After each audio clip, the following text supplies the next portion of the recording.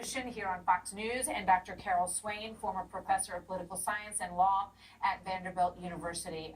Carol, let me start with you. You say that, that the conversation always goes immediately to gun control and mental health. What do you think about what Ben just had to say in the framework of your thinking on this? I agree with him 100%. I believe that we need to focus on character building of young people. Young people need to know the golden rule: do unto others as you would have them do unto you. And I think too much of what they're learning today in school is about how to be offended. Too much political correctness. Young people are not being taught how to think critically, and they're so easily offended. And all of this stuff about bullying, most of us who have gone to school were teased at some point. We learn to get by. And I think that today we teach our children to look for ways to be offended, and the adults are not providing the moral guidance that they need. I hear you. And I do. Yes. I just think of the kids who voices were very clear, and the concern that they had about this young man. And I just can't imagine the frustration that they have. We also have to listen to children when they come to us with these kind of concerns, because they did know, some of them, and they carry that burden with them now. Steve Hilton, you have said that, growing up in England, you looked at what this problem was in the United States, because it is unique, unfortunately, to the U.S., and you see it differently now that you're here.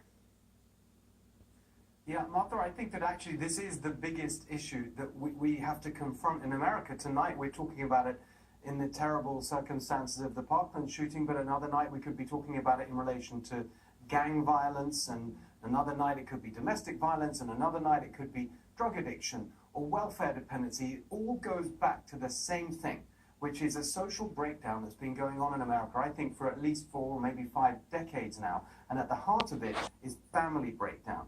The real trend away from children growing up in stable, loving homes, and the fact that more and more children are growing up in broken homes and in a culture of toxic stress and violence. And that is affecting our society in deeply troubling ways. And it really is something that we can confront, but we've got to really prioritize it as an issue. Yeah, it's so important. And, you look at Chicago, Dr. Carol Swain, and the numbers of children who are killed all of the time there, and in other places where these kinds of violent, outbreaks happen little bits at a time, but the numbers add up to an extraordinary number. And family breakdown is a big part of that environment, is it not? it is, and you can trace the dysfunction back to the 1960s. In 1962, the Supreme Court removed prayer from school. 1963, Bible reading.